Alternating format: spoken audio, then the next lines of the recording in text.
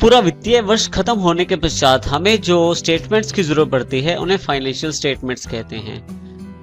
हमारे पास ये सबसे पहले ट्रेडिंग अकाउंट के रूप में उपलब्ध होता है, जिसमें पूरी साल की सेल और परचेज से रिलेटेड समरी अवेलेबल रहती है और उनसे रिलेटेड आय और व्यय यानी कि इनकम और एक्सपेंसेस की जानकारी भी रहती है, जिसमें जितनी भी हमारे पास सेल्स रिलेटेड इनकम है या सेल है उसमें से परचेस रिलेटेड एक्सपेंसेस को घटाकर जो हमारे पास बचता है उसे ग्रॉस प्रॉफिट कहते हैं। यदि जो हमारी स्थिति विपरीत है यानी कि हमारे खर्चे ज्यादा हुए हैं तो हमारे पास वो ग्रॉस लॉस के रूप में उपलब्ध रहेगी। दूसरी जो हमारे पास स्टेटमेंट रहती है वो रहती है प्रॉफिट एंड लॉस अकाउंट के रूप में। प्रॉफिट एंड लॉस अकाउंट जो होता है वो हमारे पास पूरे साल के जितने भी खर्चे और जितनी भी इनकम हुई है उन सबको समरी के रूप में प्रदर्शित करता है। ये वो आइटमें होती हैं जो हमारे पास ट्रेडिंग अकाउंट में शामिल नहीं की जाती, और इसके अतिरिक्त जो हमारे पास ट्रेडिंग अकाउंट का ग्रॉस प्रॉफिट और ग्रॉस लॉस होता है उसको साथ मिला के हमें ये नेट प्रॉफिट या नेट लॉस के रूप में हमें इंफॉर्मेशन प्रदान करता है। तीसरी जो सबसे इंपॉर्टेंट स्टेटमेंट रहती है वो हमारी वित्तीय स्थिति की जानकारी देती है बैलेंस शीट के रूप में।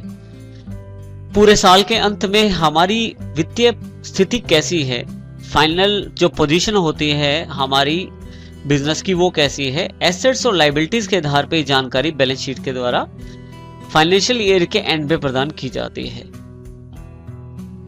तो इन सब जानकारियों के आधार पर यदि हम देखें तो अकाउंट्स आप दो तरीके से मुख्यतः बना सकते हैं। सबसे पहले मैनुअल, जिसमें बुक्स का इस्तेमाल किया जाता है जैसे लेजर और कैश बुक। इसे ट्रेडिशनल अकाउंटिंग भी कहते हैं क्योंकि पहले से भी हम लिखकर अपनी चीजों को स्टोर करते हैं।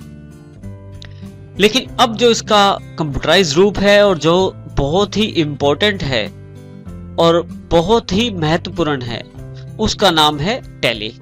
हम कंप्यूटराइज अकाउंट्स को टैली के द्वारा बना सकते हैं, जो कि बहुत ही महत्वपूर्ण तरीका है हमारे अकाउंट्स को बनाने का।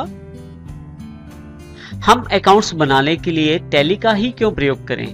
इसका उत्तर टैली के फीचर्स है जिसके कारण हम टैली का प्रयोग करना चाहते हैं, जिसमें सबसे पहला जो इंपॉर्टेंट फीचर है वो लीडिंग अकाउंटिंग पैकेज के रूप में है।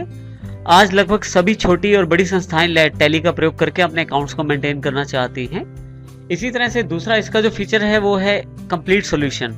चाहे आपकी ऑर्गेनाइजेशन छोटे लेवल की है या बहुत बड़े लेवल की है, आप दोनों तरह की स्तर के लिए कंप्लीट सॉल्यूशन के रूप में टैली को अपना सकते हैं और टैली हर तरह के अकाउंट्स को आपको बना के प्रयोग कर सकते हैं टैली में। इसी तरह से इसका तीसरा फीचर इजी टू यूज है। आप कोई भी व्यक्ति इसे आसानी से प्रयोग कर सकता है। जो अकाउंट्स की बेसिक नॉलेज रखता है वो आसानी से टैली को ऑपरेट कर सकता है, क्योंकि उसे केवल अकाउंट्स बनाने हैं, बाकी काम तो टैली स्वयं ही कर देती है। अकाउंटिंग एंड इन्वेंटरी बहुत इंपॉर्टेंट फीचर है ये भी। आप चाहे तो केवल अकाउंट्स मेंटेन कर सकते हैं फाइनेंशियल ट्रांजैक्शन को स्टोर करने के लिए, और चाहे तो आप अकाउंट्स के साथ इन्वेंटरी को भी सेट कर सकते हैं कि अगर आपकी बिजनेस ट्रांजैक्शन से किसी भी तरह से स्टॉक प्रभावित होता है तो उसकी जानकारी भी टैली स्वयं ही रखेगा। इसके अतिरिक्त जो इसका अंतिम और इम्पोर्टेंट फीचर है मल्टीलिंगुअल कैपेबिलिटी। एक से अधिक भाषाओं में आप टैली का प्रयोग कर सकते हैं। आप जिस भाषा को जानते हैं उस भाषा को चुनाव कीजिए टैली में से, और उस भाषा में आप टैली का कार्य संभाल सकते हैं और उसमें कार्य कर सकते हैं।